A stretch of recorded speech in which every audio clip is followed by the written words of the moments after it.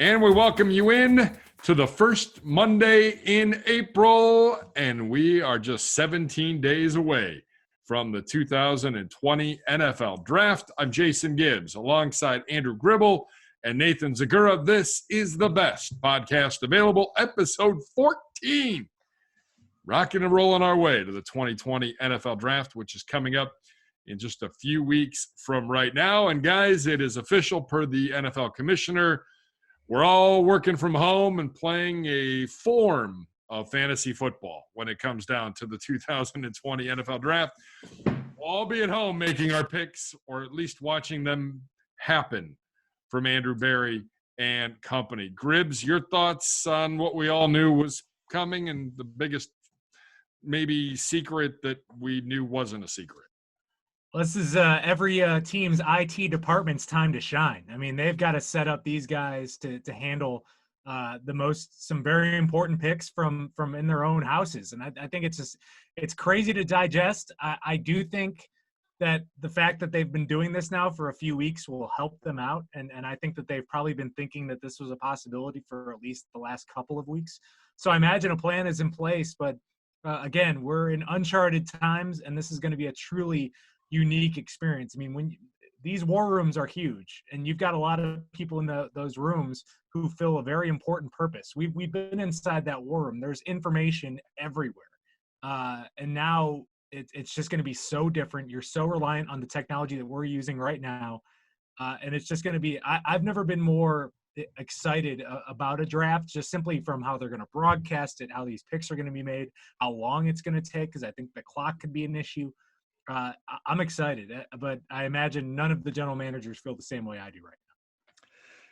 It's going to be interesting. I mean, now when you go into your fantasy football draft, they can advertise it as a draft just like a real NFL GM, because that's what they did in this year's draft. So I think on one level it's cool. I wonder, will they enter a draft room like you do in fantasy football where all the prospects are listed and you click, you have to add them to your queue? Is that how you're going to set your draft board in the draft room itself? Or are you going to have to draft the player that way? Or are you texting somebody? Are you calling somebody? How do they make the picks? I mean, it kind of makes sense to have NFL.com host it and host a draft room. And when you're on the clock, you make your pick. You'll know who's been taken, all that. Obviously, you'll have that anyway. But I think from the technology standpoint, it's not going to be a big deal. I know there are a lot of people in the war room at when it's going on, but there are the key decision makers. They will not change. They will still be in contact.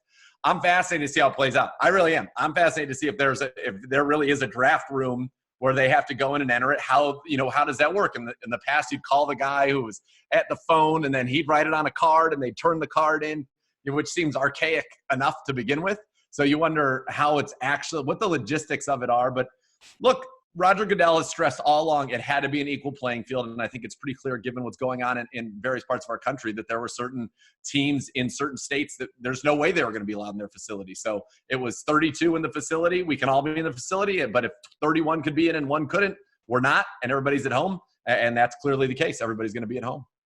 Here's the thing, though. How equal of a playing field is it going to be when someone's internet is better than someone else's internet? Like that's a real issue that they're going to have to deal with. And I think we've scoffed at the idea of landlines being important during these times, but are they going to set up the bat phone in all these guys' houses? I'm more curious on the setup that Andrew Berry is going to have at his disposal. I feel like it's going to be something out of like a futuristic movie with the amount of equipment they're going to have to set up in his home office. I think it's going to be fascinating, because I think that's the issue that is going to be tough, is how do you wheel and deal when the time is crunching at you and you've got your computer in front of you and you're dealing with faces on your computer and texting. I mean, I think Andrew Berry has the right disposition for this. I think he's a young, tech-savvy guy. I think that can only help. And I just wish – I hope Building the Browns is behind the scenes and able to capture some of this stuff for us, because I want to be a fly on the wall for what's going on here. Logistics are going to be fascinating. Can they stick to the 10-minute limit? I mean, with technology being what it is, like Gribble said, if you get in a situation where your Wi-Fi sucks or your internet's not great, okay, that is a possibility, Zegura, where some of these guys are right now. It's 2020, okay? These guys are going to have hardlined internet. They're going to have hardwired internet all over the place. You've got weeks to prepare for this. I'm just saying. Well, I'm saying Trex would be at your house, and Trex would make sure you had everything that you need to do this. And every GM's got the other GM's cell phones. They're going to be able, like, you can put in, if you don't have good cell reception in your house, you can put a mini cell tower into your house. Like, all of this stuff can be done. There's enough lead time for it. That part of it, I'm not as worried about. I think all the teams will be good. I think the internet's all going to be good. I think it's going to be fine. I'm just fascinated by how it's going to go because, and by the way, if this is all done online, if it truly is an online draft, they better make sure the security on that is good, that nobody's hacking in, that nobody's revealing somebody's draft board, that nobody takes over, somebody's on the clock, and all of a sudden a guy comes in and, like, selects a kicker in the second round, like a fantasy draft, and everybody's going nuts. I mean, there's the logistics of it. I find that part to be fascinating. I feel very good that they are going to make sure from a technology standpoint with the multiple week lead time that everybody is good to go. Everybody's good to go. Should Goodell have to announce the picks from his own living room? Yes, of course. He should be staying at home too. Set the tone. Of course he should. I don't know if he's going to. There's this talk. Peter King. Where's he going to go? Said, I don't know where he's going to be, but a lot of people say he should be at home because that's what everybody says. But will he be at home? That's going to be the question. Where is he going to announce the picks from? He should be at home, and then the broadcast should be like, if they can get obviously they've got the time to test it out, but it should be everybody in their own little spots, everybody doing their own little thing.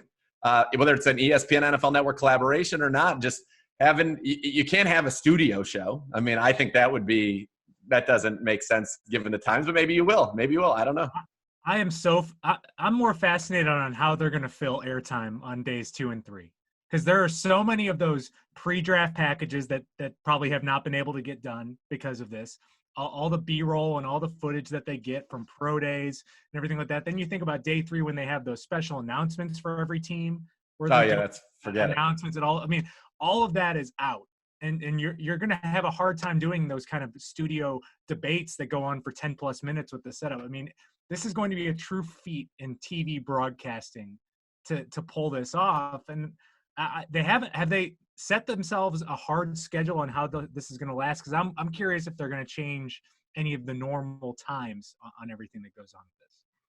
Yeah, I think it's something that people that make a lot more money than the three of us are working night and day 24/7 right now, trying to piece the. I mean, we had phone calls today about what we're doing with our draft coverage and how the heck we're going to do it, and logistically, how many guys can we put on the air at one time? Who can we get? Are we going to be able to get players after we draft players? Can we get them to at least call in? Like the number of logistics and the little things just from a radio standpoint, much less what the nation and the world is watching and what could end up being one of the biggest, most watched sporting events in the history of sports, mind you. Yeah, ever, for sure. I mean, the ratings are going to be absolutely bonkers.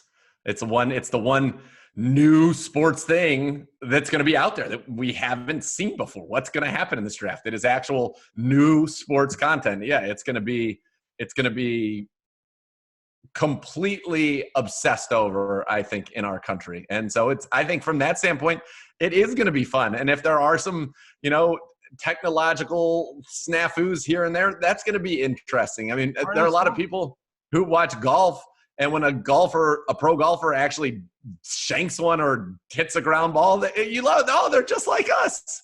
And now it's going to be the NFL GMs they're just like us. They're at home doing their fantasy at the clock thinking, oh man, I thought I was thinking, what are we doing? 3, 2, I probably need to just press the button. I don't know. And I think that part of it's going to be great. They need to have cameras on all these GMs because that to me is going to be the most fascinating part of all of this. Well, and Nathan, you mentioned, I mean, the amount of attention this is going to get is through the roof. And I mean, I don't follow many people like you on Twitter, Nathan, that talk about wrestling a lot. But this past weekend, my Twitter timeline was as if like I only followed WWE fans with WrestleMania. I mean, that was a new sports event that was going on, and everyone was talking about it because people I think want some. I mean, this has been a tough month for the world, and this has been a brutal month just in general with the coronavirus. And I think that this could be an escape for people to watch and get excited about their football team, and the all the draft buildup that people have missed is going to kind of culminate on this weekend. Yeah, you're right. It's gonna be a release, and yeah, WrestleMania was in the most bizarre environment ever for wrestling. I mean, wrestling is a very crowd-dependent, participatory form of entertainment, and you didn't have that, and yet they put on something that was new, and people wanted to see it. And kudos to them. Nothing got leaked ahead of time, and while it wasn't what WrestleMania has ever been before, it was still entertaining. And you're right, people were going nuts over it. It was something new to watch, something where you didn't know the outcome, and you could treat it as such. And they did a good job with it. All right, you can have 4 people doing the draft night broadcast, and it sounds like we're headed towards an NFL Network ESPN joint broadcast. You can have 4 people. Who are your 4 people that you want to see on even if they're in 4 satellite locations?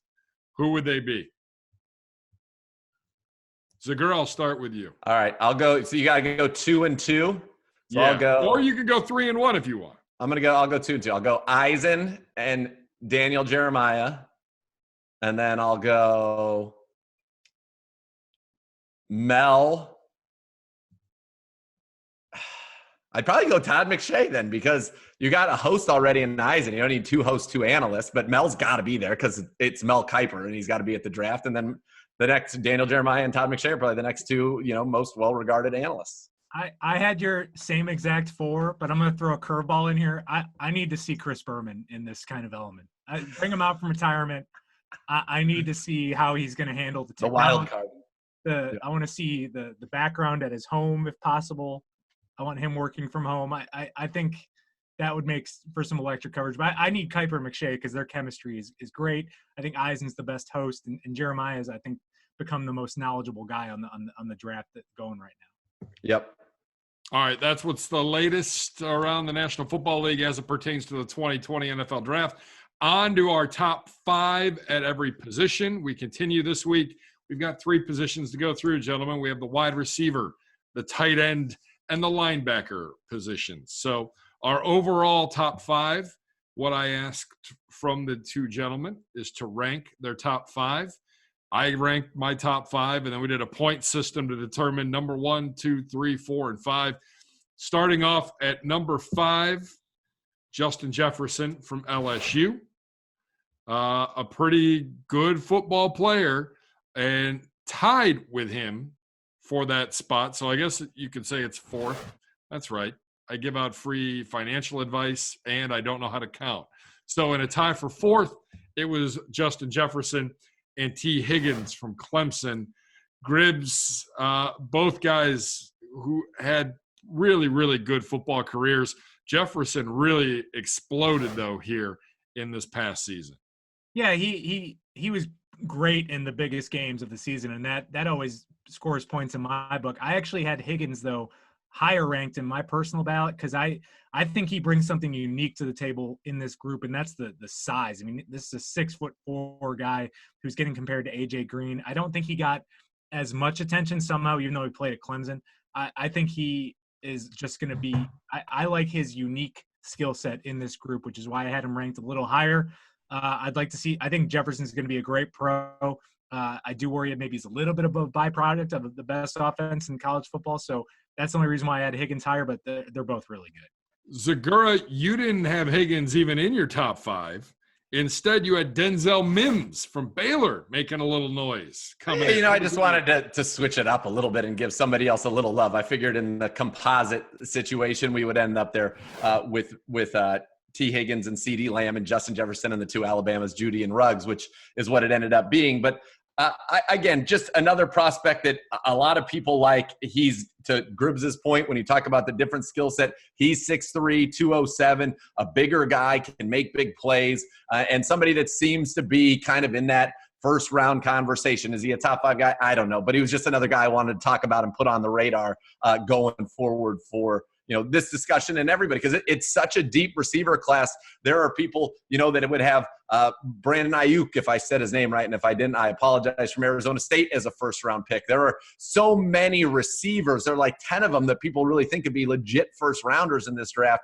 So I just wanted to bring attention to another one of them. And Denzel Mims is a guy that I like. I like the size, the speed, that whole combination. His physicality stands out. All right. I wonder if the depth of this receiver class is going to hurt the draft status of these like fourth and fifth wide receivers because people think they can get someone good at a better value later in the draft. I don't know if that could. I wonder if that works against some of these guys that maybe aren't the top 1, 2, or 3 in this group. I don't know. Like, you think KJ, so the guys that are kind of in that group that you're talking about, so Denzel Mims, who I mentioned, LaVisca Chenault Jr. from Colorado, KJ Hamler from Penn State, Jalen Reagor from TCU, Michael Pittman Jr. from USC, Brandon Ayuk from Arizona State, Chase Claypool from Notre Dame. Like, those guys, that was 8 names that I just listed off that aren't in our top 5 that go in first rounds of various mock drafts. And I think that people, I don't know if it's going to hurt them so much, but I wonder if there'll be a gap after it make the first 13 go over days, first and second round. And then maybe you wait because you're like, you know what, I'm going to get a guy who in the 4th or 5th round that would be a second rounder in most drafts. So why don't I just wait, and then I'll pounce on somebody? Because so 6.0 is the cutoff. You have to go into Zerline's second page to get there. I mean, we're talking 36 guys that he thinks have the potential to start as rookies or by their second season in this draft at wide receiver. That's nuts. All right, top 3. At number 3, Henry Ruggs from Alabama. Zegura, I know that you had flip-flop. You're number 2 and number 3. Gribbs, you had Ruggs at number 3. Gribbs, what differentiates Jerry Jeudy from Henry Ruggs? And why is Ruggs just a little bit below? I think that Jerry Jeudy is maybe the more established, traditional, safer pick at that wide receiver position that's going to fill him up every week. Ruggs is your big play, crazy athletic skill set, speed, punt returner, insane upside. But also the reason why I had him number 3 is when you get the comps with some of these guys who have run these fast 40s, not a lot of production at that wide receiver position from these super speedy, fast guys. I have seen Henry Ruggs produce at a very high level. I think he's going to be a very good pro. But if I'm taking one guy to be a guy that fills it up 7 catches a week, 100 yards, I've seen Jerry Jeudy do that. And Jerry Jeudy is also, no matter what he ran at the 40, I'm going to go with the whole game speed. When I watch him, he gets the ball, and all of a sudden he's the fastest guy in the field. He needs someone chasing him, and I think that's the guy that I just watched, and I know. I was like, this guy's – I've been thinking for 2 years he's going to be the best wide receiver in whatever draft class he's going to be in.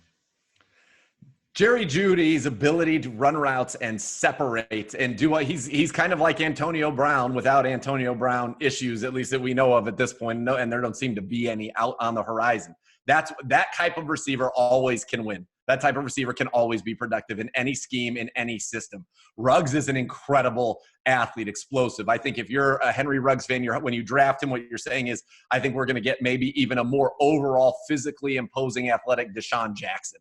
Because that's Deshaun Jackson for his heyday was an absolute game changer in the NFL, and Ruggs can be that. I mean, just seeing those clips of him on the basketball court posterizing everybody was absurd. So he's an insane athlete, incredibly fast.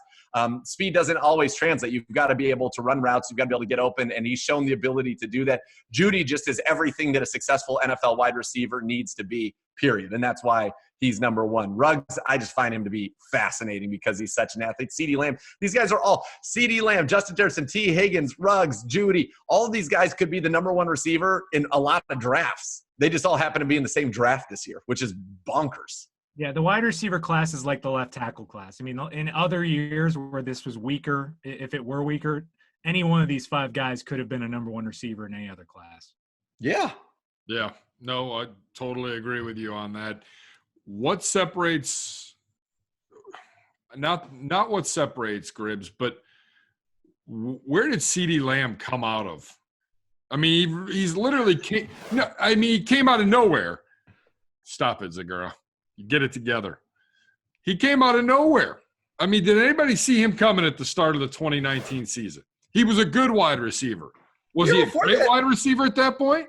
The year before that, as a sophomore, he had 1,158 yards and 11 touchdowns. I mean, that's not shabby. But he's played with great quarterbacks. He's played with Baker. He's played with Kyler Murray, and then Jalen Hurts, and he's been in that super productive offense. I loved his comp. Zerline, did you see Zerline's comp for him? Ocho Cinco. Ooh. That's a fun one. He's a good player. Do you get all the shenanigans on the side with it as well? No, doesn't seem like it. His real name is Sedarian, which I also think is a huge positive. All right, so if there's a negative to CeeDee Lamb's game, Gribs, what is it? I don't know if I have a negative to his game. I'm more impressed with a guy like Jeudy that can fill it up at Alabama with so many other talented guys around him in an offense that doesn't necessarily get guys 500 feet open like in the way that Oklahoma's can. And that's just, I mean, I think they're both really, really good. I'm just biased, and I've watched a lot more Jerry Jeudy, and I've just been convinced since that guy was a freshman that he was going to be something special. According to the book on CeeDee Lamb, some of the issues are the scheme is so good that he didn't face a lot of what you would call NFL-style press man. When he did, he struggled a little bit with some of his releases, and so he's going to need to refine his releases, a little bit of his route running techniques, and those are things that you don't have to say about Jerry Jeudy, which is why Jerry Jeudy is number one. But CeeDee Lamb might have a higher ceiling per se if he's able to put together all of his gifts and become the technician that Jerry Jeudy is. But you just don't find guys like Jerry Jeudy coming out of college that ready, where you know whatever scheme you run, he can fit into any scheme because he knows how to get open. And when you can create separation as a receiver, that's the number one trait you're looking for. Can these guys get open? Now, they got to be able to catch it when they do, but if they can get open, they're going to be effective. Yeah, and Zegura, I think your point is well taken, that any one of these guys could be the first receiver off the board. I really think that CeeDee Lamb could be the first receiver off the board of the Raiders. Sure. I definitely think that, Davis and company there, they like the flash, and there's a lot of flash there with CeeDee Lamb. So, number one, it was Jerry Jeudy. Number two, CeeDee Lamb. 3, Henry Ruggs, and a tie for 4th with T. Higgins and Justin Jefferson. Gribs, if you had to rank the wide receiver, where on the list of needs does the wide receiver position fit for the Cleveland Browns? I would put it somewhere in the middle. I would put everything on the defensive side of the ball ahead wide receiver at this moment, even maybe defensive tackle, even though you've already added Andrew Billings and have a couple good guys there. I just think there are other areas that you need to hit. I would put left tackle ahead of it, obviously, and I'd maybe even put I maybe even put tight end ahead of it in this draft class in particular, because you probably need a little bit more depth there. But I do think it's somewhere where you might just have to take a player, though, in the 3rd or 4th round, because someone just might stand out as being so much by far the best player on the board that you're going to have to go grab him just because there's so many good players in this class. Yeah, I think that's a good point. It's not a huge need. I mean, this is a 2 wide receiver offense. You've got Odell and you've got Jarvis. The question is, can Taywan Taylor, former 3rd-round pick, can he step up in this offensive system, which should play very well to his speed? Think of what Taylor Gabriel was able to do in the Kyle Shanahan system in years past. So, you want to see somebody, because of the uncertainty surrounding the injuries of Jarvis and Odell for the offseason, if there is one, so that Baker has somebody else out there. And I think you want to draft somebody, if you saw somebody in the 3rd or 4th round that you felt could become a real starter, like you're getting a 2nd-round talent there, and then you bring them in, because you have to have succession planning at all of your positions, and you need to think about it, wide receiver, given how much money is being spent there, and knowing that you're going to have to spend a lot of money on quarterback and Myles Garrett and Denzel Ward, Baker obviously being that quarterback in the next few years, that you might want to have a receiver ascending on a rookie contract that's coming into a starting job 2 years from now. And so that's something you have to think about, I think, going in. But in an immediate need, give me a 3rd tight end right now over a receiver. Like, if I have to go with Taywan Taylor and Damian Ratley and Kadarius Hodge and DJ Montgomery, fine, I'll take my chances with that.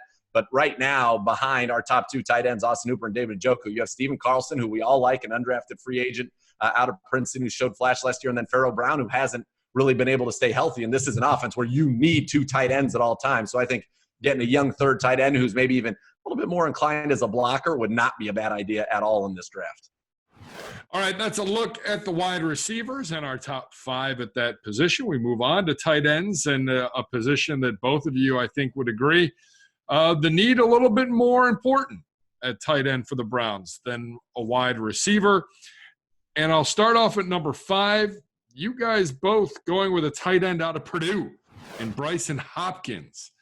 Gribs, what made you go Hopkins out of Purdue? A guy that not many people talked about as the top 5.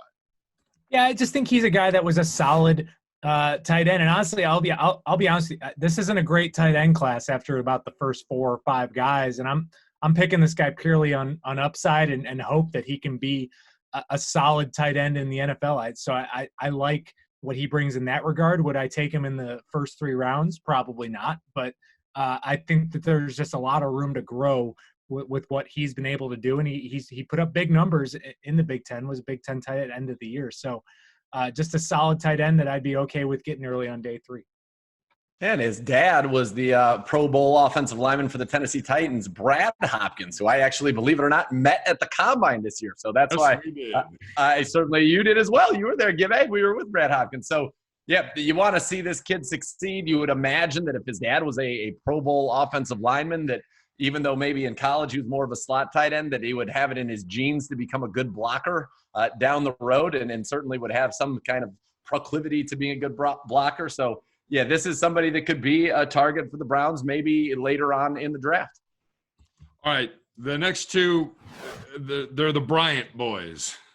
Harrison Bryant from Florida Atlantic, Hunter Bryant from the University of Washington. You guys both had them flip-flop there, 3 and 4, 3 and 4. Not a whole lot of difference, I would say, between either 2 guys. But is there anything that stood out when you guys were putting this stuff together? Gribs, I'll start with you. Well, I'll defer to Lance Zierlein, who knows way more about these guys than I do.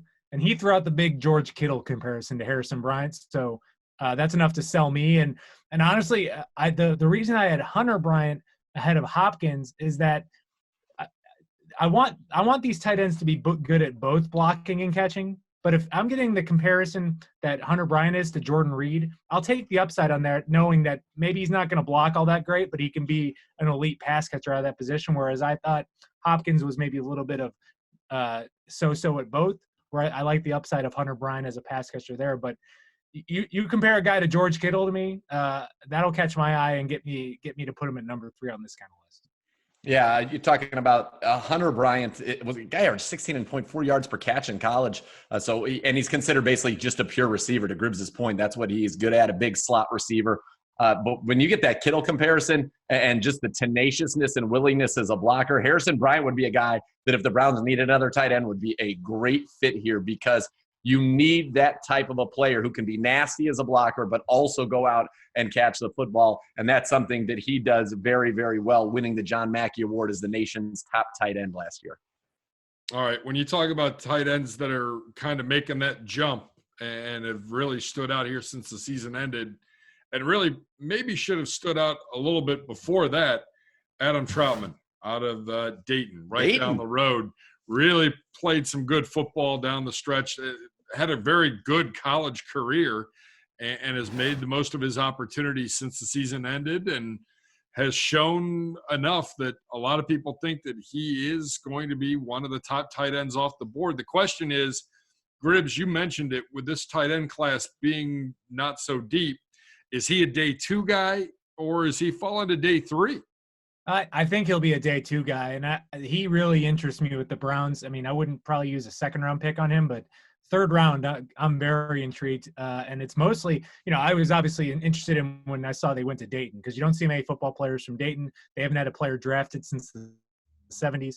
But when you hear him talk, the guy loves blocking. And I think that's what this team needs more of from the tight end position. I think he's obviously a talented pass catcher, dominated inferior competition at Dayton, playing in 1AA. But he's, to me, is there's just a lot to work with, a lot of upside, and would be a great addition as a 3rd-round pick with one of those 2 selections.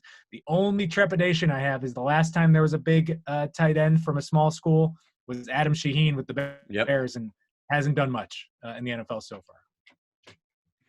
No, that's true. This guy, look, he would come in right there and immediately fill a need for the Browns, as having that a 3rd tight end who can be more of a blocker. He's got the big size. He's a big man, strong, needs to refine his technique, but because he wasn't playing against the competition that would require such great technique, he was able to dominate. But again, I think a very intriguing guy for the Browns going forward. All right, and at number 1, it was a unanimous decision. Kenneth, the tight end from Notre Dame, a pretty impressive guy, a guy that could be a 1st-round pick, but I don't know if any of these, say, 1st round, day 1, have to have, unlike last year when you had 2 tight ends from the University of Iowa going on both. No, I'd agree with that. But a great size, 6'6", 260, can be an inline blocker. That obviously got Asa was fired up about it. She wanted to break that down his tape. Killer Chihuahua. Yeah, that's right. A little Chihuahua, Jack Russell coming out there. Big guy, good blocker, good route runner, solid overall prospect, has size that you just can't teach. It's interesting, though, his comparisons, Tyler Higbee, who ended up having a very nice season at the end of the year with the Rams, and I think came on at the end of the year. Didn't he have 100 yards? And he was on my fantasy team. And I know this guy was productive at the end of that season last year for the Rams. But I'll give me the Kittle comparison all day long. But I think there are a couple good ones. I just don't think for the Browns, when you sign Austin Hooper, you've got David Njoku, who I know that Andrew Berry still very much believes in, that you would be looking where you'd have to pick these guys, which would be pick 41. I think if you're talking about one of the Bryants or if you're talking about Cole here, you're going to have to go at 41, and I don't see the Browns doing that. Yeah, we would be talking a lot more about Kmet had you not signed Austin Hooper in free agency. And I remember there was a lot of road trips we made this year where you get to the hotel around like 4:30. That's right in the Notre Dame window of viewing. You put them on, and I've got a couple friends that are big Notre Dame fans. And this was when the Browns were having some issues at the tight end position, to say the least. And I'd watch these games, and I'd be like, get me this guy on this team right now. I mean, that's a player that could help this team. But you got the guy that in Austin Hooper. You got Njoku back healthy. Probably Kmet's probably not a guy you're talking about with the Browns. I almost put him in the same category as like a Chase Young. It's like I can talk about Chase Young. I don't think I'll be seeing him in brown and orange this coming year. Yeah, good call. That's a look at the tight ends. Let's move on to the linebacker spot. Now, we combined them. Inside, outside, give me your top 5 linebackers. What we ended up with was 7. Not 5, not 6, 7. Because we had 3 that were tied for that 5th coveted spot. They included Lakavion. All right, Gribbs, you got it? From LSU. Oh, Kalavon. You Kalavon. L and the K. Clavon Chasen, but he's an edge rusher. He's more of like, I think he's being viewed in the NFL as a defensive end rather than a linebacker for our purposes. He would be considered right now behind Chase Young the second pass rusher in this draft, right, Gribbs? Would that be a fair assessment? I'd say that's about right. All right. So we'll take him out. So then we're down to 6. Good news. We've almost complied with the rules. Malik Harrison from Ohio State. Mm-hmm. I put him in there. I had him as my number 5 guy, and I'm more viewing this through the prism of what the Browns might need. And I think that the Browns need a middle linebacker, and I think he's your big thumper in the middle that can help you out. And I think he projects pretty well. And again, probably not maybe a 2nd round pick, but someone you might feel good about grabbing in the 3rd round. And then Zegura, you had a guy that I had going to us in mock draft 1.0 in the 2nd round, Hakeem Davis Gaither out of Appalachian State. Yeah, not the biggest guy, but he's got good cover skills, 6'1", 224. He can run and a good athlete. He's a playmaker. He has a knack for getting off blocks and making plays.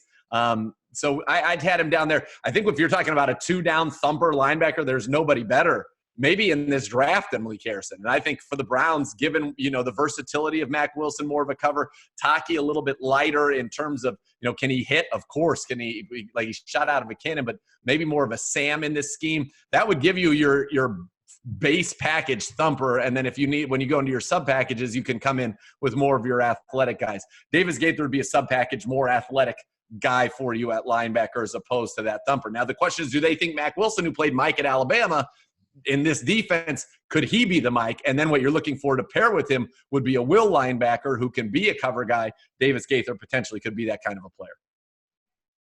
All right. At number 4, we had Zack Baun from Wisconsin, a guy that I think all 3 of us like, and especially if he were around at pick 41 on that day 2. The question is, will he actually be there? Some mocks say he will. Others say he's a 1st-round pick. Gribbs? Yeah, I mean, it's just monster production. I mean, I just saw the numbers alone just jump out, and I think that he can he could help out any team, but I think he would particularly help out this team at an area where that maybe needs some of the most dressing when you're going into this draft. I've liked the pedigree. I've liked what you got out of these Wisconsin players that come in, and and produce in the NFL, he'd be a good addition at 41. I think you'd run to the return button on your computer had he if he's available at number 41. So what's interesting to me about him and is that when I watched him, he's a pass rusher. I mean, that's what he did. He played basically defensive end for Wisconsin and was a pass rusher. And so what would he be in terms of a linebacker? Is he a sub-package pass rusher? Is he a Sam that if we played more of a traditional 4-3 look on defense where he would be kind of the overhang linebacker that's near the line of scrimmage that's rushing the quarterback?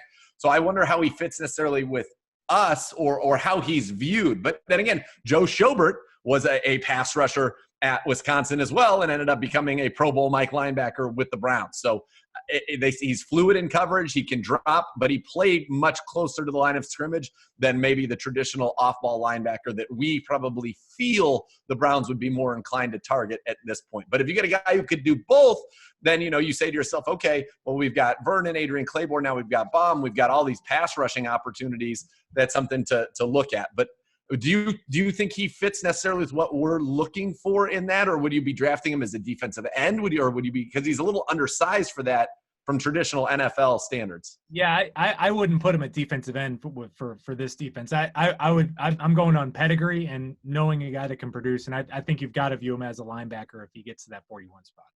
Yep.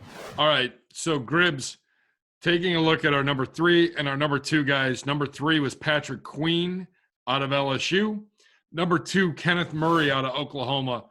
Big difference between those two because, I mean, really, a lot of people, a lot of mock drafts have him going the second linebacker off the board, the third linebacker. Is there really a big difference, Gribbs? No, for me, it was splitting hairs, and I think they kind of fall into the same kind of grouping as one another. And I think for the Browns, I don't know if either of them are going to get to the Browns at 41.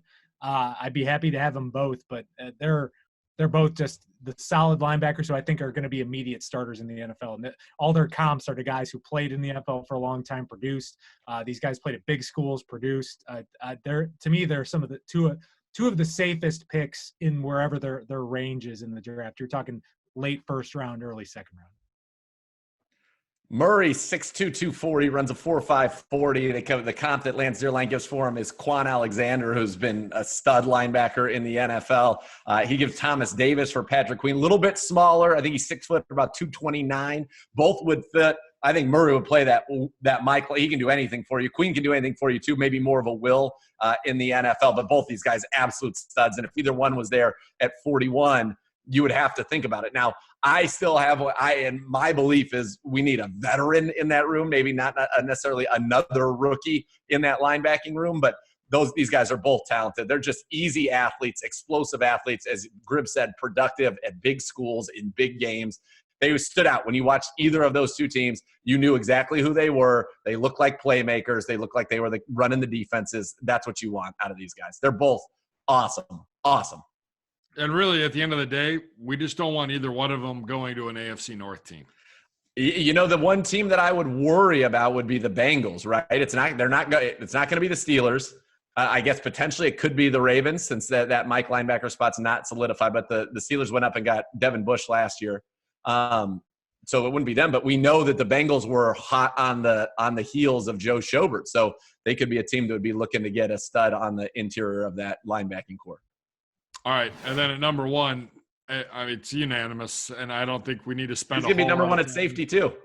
I was gonna say, depending on what we want to put him at, Isiah Simmons out of Clemson, he's just that good. So wherever you want to put him, he would be the number 1 probably guy at that position. Yeah, dominant. Best playmaker on defense in this draft. If he's there at 10, it makes I would have to rethink absolutely everything if I was the Browns. I don't think that will be a problem, though. I don't see any way this guy would be on the board at 10. He's just an absolute stud. Best playmaker. Everybody in the NFL could use an Isiah Simmons on their defense. Truth. All right. That's the top 5 at the positions of linebacker, wide receiver, and tight end. Before I get you guys out of here for the evening, for the day, the All-Decade team announced on Monday. Compliments of the National Football League. Can I get a snub? Biggest snub from either one of you guys, but the snub can't be Drew Brees. Who's your biggest snub? Gribs, we'll start with you. Don't start with me. Go to Nathan. I think he has more opinions on this one. I would say, look, I think DeAndre Hopkins is a massive snub here. I mean, the fact that Darren Sproles made it as a flex player on offense, which in my mind means he was the next best wide receiver or running back, I don't understand that at all. You've got a guy that's produced more than 1,000 yards from scrimmage once in the decade, never was a first-team All-Pro. Hopkins certainly has been. He's been productive. I think you could even say Le'Veon Bell deserves to be on this team over him. And Le'Veon Bell's time, he averaged 130 yards from scrimmage, was the most dominant player in the game at running back, 2-time first-team All-Pro. Jamal Charles has a better case than him. I think there are plenty of guys that could be say that they were snubbed, but to me, it's almost a reverse. Darren Sproles being on this team as an offensive player in this decade, like you could have a draft and we could pick all the stud offensive guys who played and you'd have to get into the probably like 49th round before Darren Sproles' name is even being mentioned. I mean, we're talking about all decade. It just flabbergasted. No disrespect, great weapon, great versatile piece on your team, but he made the all decade team twice as a flex guy and as a returner. Overkill, unnecessary. I did my immediate reaction when I saw the team was when I saw Brady and Rodgers. I was like, with Rodgers, I was like, he's been great, and we talk about he's the most talented. But I would put in terms of production for this decade, I would put Drew Brees over Aaron Rodgers. I just think he had the better decade than Aaron Rodgers. Aaron Rodgers is a far more talented quarterback, but I think Drew Brees was the better quarterback this decade. The other snub I will throw in there, it is a coach. I'm going with Andy Reid. I think I'm biased because of the recency of them winning the Super Bowl, but he is so good wherever he's been. I'm picking Andy Reid over Pete Carroll. I think that's if I'm going head to head, they're both great. I'm taking Andy Reid. I love it, just because I don't like Pete Carroll. Nice. And by the way, because we were talking about this earlier today on Browns Daily about these all-decade teams, what a cop-out to not have a first team and a second team. And I wanted to see if that was a thing that the NBA did that too. No, the NBA has a first team, all-decade team for the 2010s. It's Steph Curry, James Harden, LeBron James, Kevin Durant, Kawhi Leonard. Then they have a second team, Chris Paul, Westbrook, Anthony Davis, Blake Griffin, Carmelo Anthony. Boom, easy. How can these guys not be differentiated? You're either the best player of the decade at your position, and we went through and we tried to put it together, but you can't have multiple. You can't have 4 tackles. You can't have 2 quarterbacks on the all-decade team. There's a first team and a second team. They can both be all-decade performers, but there can only be one. There's only one ball.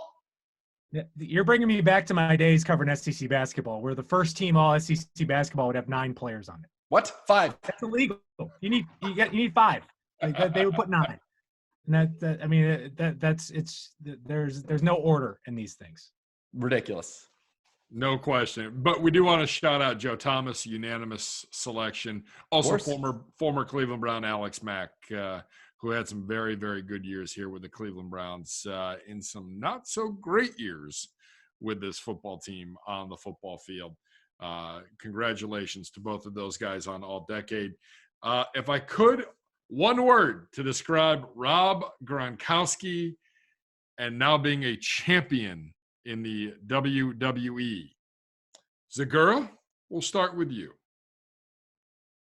Business. If it's only one word, it's good for business. Gronk's a popular guy.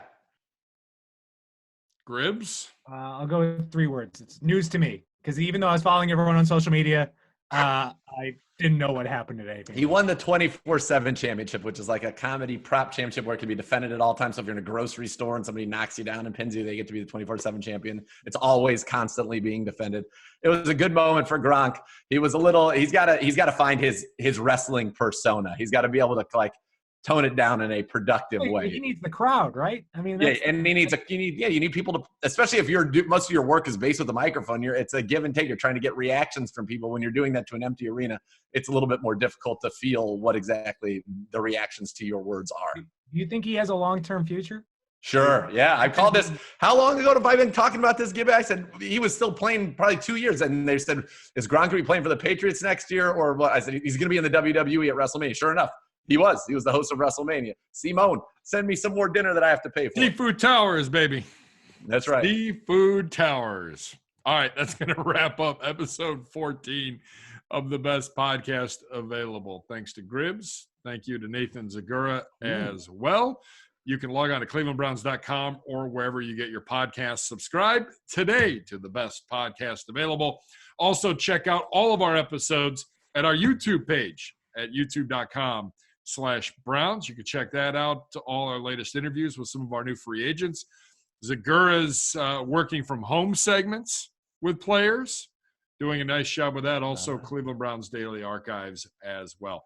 Everything you need to know as you get ready for the 2020 NFL Draft. For Jeff McDaniel, appreciate all of his hard work, and Paul Taylor, thanks to both of them. I'm Jason Gibbs. Thanks for watching. Thanks for listening to the best podcast available.